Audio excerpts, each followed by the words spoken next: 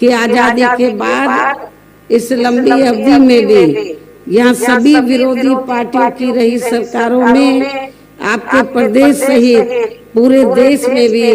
सर्व समाज में से विशेषकर SC ST OBC मुस्लिम व अन्य धार्मिक अल्पसंख्यकों के साथ साथ गरीबों, मजदूरों, किसानों, व्यापारियों एवं अन्य मेहनतकश लोगों का भी सही से विकास व उत्थान आदि नहीं हो सका है, जिनकी सरकारों की नीतियों व कार्यशैली को अब इन्हें और ज्यादा आजमाने की जरूरत नहीं है। और इस मामले में खासकर मैं SC ST व OBC वर्गों के लोगों को ये भी बताना जरूरी समझती हूँ कि इन्हें परम पूज्य बाबा साहब डॉक्टर भीमराव अंबेडकर के कड़े संघर्ष एवं अथक प्रयासों से भारतीय संविधान के तहत मिले कानूनी अधिकारों में से खासकर सरकारी नौकरियों में जो आरक्षण की सुविधा मिली है, तो उसे भी यहाँ शुरू से ही इन वर्गों के प्रति हीन व जातिवादी मानसिकता रखने वाली सभी विरोधी पार्टियों की रही सरकारें प्रभावहीन बनाने में तथा इसे अब धीरे धीरे खत्म करने की भी पूरी कोशिश में लगी हुई है। यही मुख्य वजह है कि देश में आजादी के बाद व शुरू में केंद्र व अधिकांश राज्यों में भी काफी लंबे समय तक सत्ता में आसीन रही कांग्रेस पार्टी ने और अब पिछले कुछ वर्षों से केंद्र एवं काफी राज्यों में भी बीजेपी व अन्य विरोधी पार्टियों की भी रही सरकारों ने इनका ये आरक्षण का कोटा अभी तक भी पूरा नहीं किया है। पदोन्नति में आरक्षण को तो इन्होंने मान्य कोर्ट की आड़ में काफी हद तक खत्म ही कर दिया है और इस मामले में लगभग यही खराब स्थिति हमें यहाँ आपके तेलंगाना प्रदेश में भी देखने के लिए मिल रही है। इसके साथ ही अब इन वर्गों के लोगों को प्राइवेट सेक्टर में आरक्षण दिए जाने की व्यवस्था किए बिना ही केंद्र व राज्यों में भी ज्यादातर सरकारी कार्य यहाँ प्राइवेट सेक्टर के जरिए देश के अधिकांश बड़े बड़े पूंजीपतियों व धनासेठों को ही दिए जा रहे हैं, जिसके कारण अब पूरे देश में इन वर्गों के लोगों को आरक्षण का बहुत कम ही लाभ मिल पा रहा है और इससे अब पूरे देश में SC ST के साथ साथ OBC वर्गों को भी काफी ज्यादा नुकसान हो रहा है। और यहाँ मैं आप लोगों को ये भी कहना चाहूंगी कि कांग्रेस के वरिष्ठ नेता तो इस समय चुनाव के दौरान SC ST व OBC वर्गों का वोट लेने के लिए ये बड़े पैमाने पर प्रचार कर रहे हैं अपनी चुनावी जनसभाओं में कि जातीय जनगणना होनी चाहिए। लेकिन आप लोगों को ये मालूम होना चाहिए जो जातीय जनगणना कराने की बात कर रहे हैं तो तब तो उनको अपने लोगों को ये मालूम होना चाहिए और कांग्रेस के नेताओं को मैं बताना चाहती हूँ कि जो आज ये लोग जातीय जनगणना की बात कर रहे हैं, जब केंद्र में कांग्रेस पावर में थी अंग्रेजों के जाने के बाद लंबे अरसे तक पावर में रही, तो अति पिछड़े वर्ग के लोगों ने SC ST की तरह तो अपने लिए भी आरक्षण की मांग की कि केंद्र की सरकार को रिजर्वेशन उन्हें भी देना चाहिए, लेकिन कांग्रेस की सरकार ने उनकी मांग को स्वीकार नहीं किया। पहले का लेकर कमीशन बना, उसकी रिपोर्ट रद्दी की टोकरी में डाल दी, उसको उन्होंने लागू नहीं किया। फिर मंडल कमीशन की रिपोर्ट आई, उसको भी लागू नहीं किया। तो जो कांग्रेस पार्टी आज SC ST OBC को के मामले में खासकर ओबीसी के मामले में जातीय जनगणना करा के उनको रिजर्वेशन देने की बात कर रही है कि उनको उनका हक मिलना चाहिए। तो जब मंडल कमीशन की रिपोर्ट आई तो उसको उन्होंने लागू नहीं किया, और मंडल कमीशन की रिपोर्ट को हमारी पार्टी बनी थी, तो पूरे देश में हमारी पार्टी ने इसको लागू कराने के लिए केंद्र की सरकार पर, कांग्रेस पर दबाव बनाने के लिए हमने काफी एजिटेशन किया, लेकिन कांग्रेस ने उसे स्वीकार नहीं किया, मंडल कमीशन की रिपोर्ट को माना नहीं। लेकिन हमारी पार्टी बनी थी, और 1989 में हमारे कई मेंबर पार्लियामेंट पहली बार जीत कर आए। 1984 में पार्टी बनी, 89 में हमारे कई मेंबर पार्लियामेंट लोकसभा में जीत कर आए। मैं खुद भी यूपी से, बिजनौर से लोकसभा की पहली बार मेंबर पार्लियामेंट बनी, तो हमारे कई एमपी जीत कर आए। तो उस समय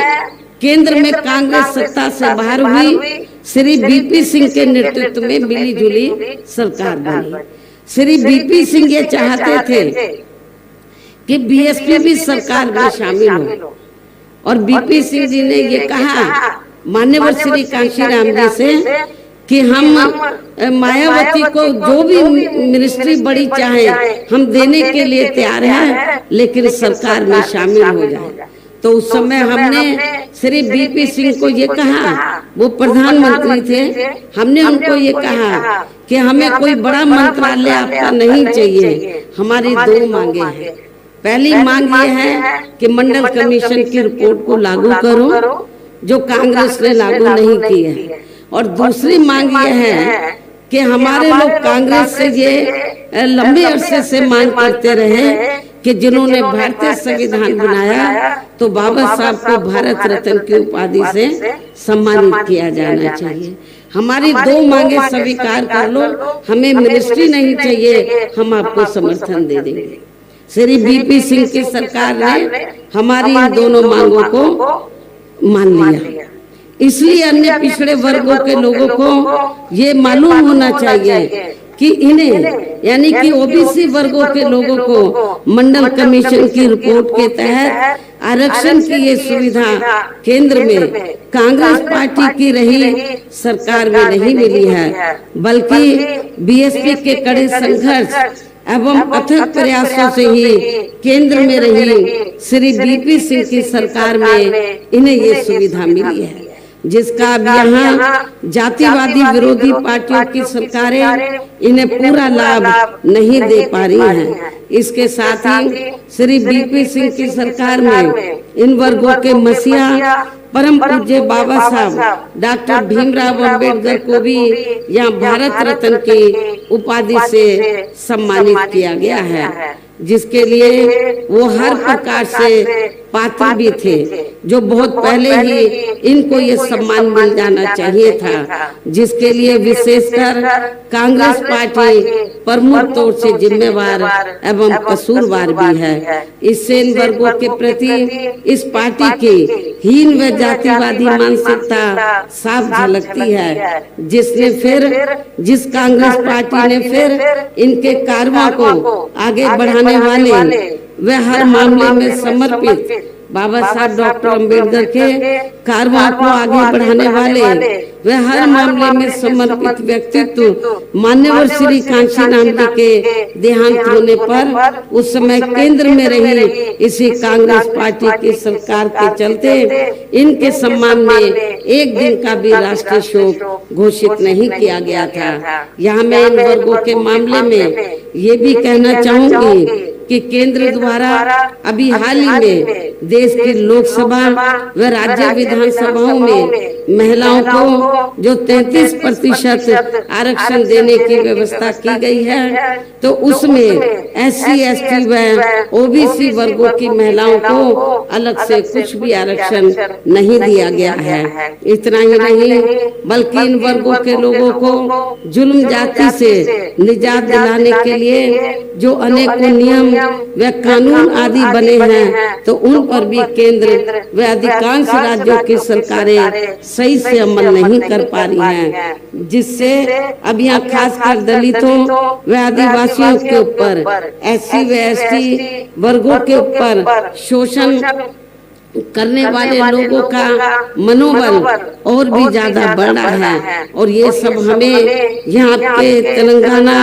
प्रदेश में भी काफी कुछ देखने के लिए मिल रहा है। और इतना ही नहीं, यहाँ की वर्तमान जो रीजनल पार्टी की सरकार है, मुझे मालूम हुआ कि वो इतनी दलितों के खिलाफ है कि दलित लोग अपने पैरों पर खड़े ना हो, वो सत्ता में ना आए, अपनी सरकार ना बना सके, तो हमारे जो स्टेट के प्रेसिडेंट हैं तो उनके ऊपर फर्जी FIR दर्ज करा दी, उनके ऊपर और उनके बेटे के ऊपर। तो इससे इनकी दलित विरोधी मानसिकता जो है वो साफ झलकती है। तो इसी प्रकार हमें पूरे देश में मुस्लिम व अन्य धार्मिक अल्पसंख्यक समाज के लोगों की भी हालत कोई खास अच्छी नजर नहीं आती है। इसके साथ साथ अपर कास्ट समाज में से खासकर गरीब लोगों की भी आर्थिक स्थिति अभी भी पूरे देश में यहाँ काफी ज्यादा खराब व दयनीय हालत में बनी हुई है। इनके अलावा आपके प्रदेश सहित पूरे देश में सर्व समाज में से विशेषकर यहाँ गरीब, मजदूर, किसान, कर्मचारी, छोटे व्यापारी एवं अन्य मेहनतकश लोग भी अपने विभिन्न समस्याओं को लेकर अभी भी हमें काफी ज्यादा दुखी ही नजर आते हैं। इनमें से किसान वर्ग तो केंद्र की वर्तमान भाजपा सरकार द्वारा बनाई गई इनके गलत नीतियों के कारण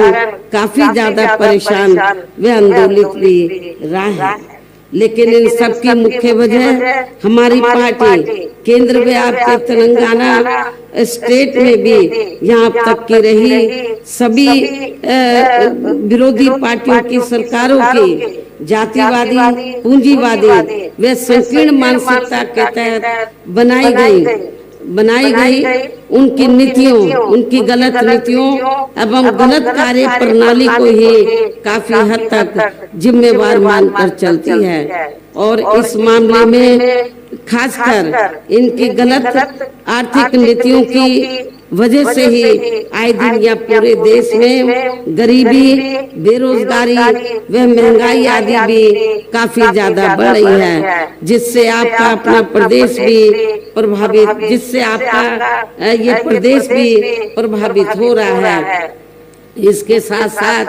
अब अपने देश में भ्रष्टाचार भी हर स्तर पर काफी ज्यादा बढ़ रहा है, जिससे आपका खुद का अपना तेलंगाना प्रदेश भी अछूता नहीं रहा है। और इन सब के लिए हमारी पार्टी आजादी के बाद से लेकर अभी तक केंद्र व देश के अधिकांश राज्यों में तथा आपके खुद के अपने तेलंगाना प्रदेश में भी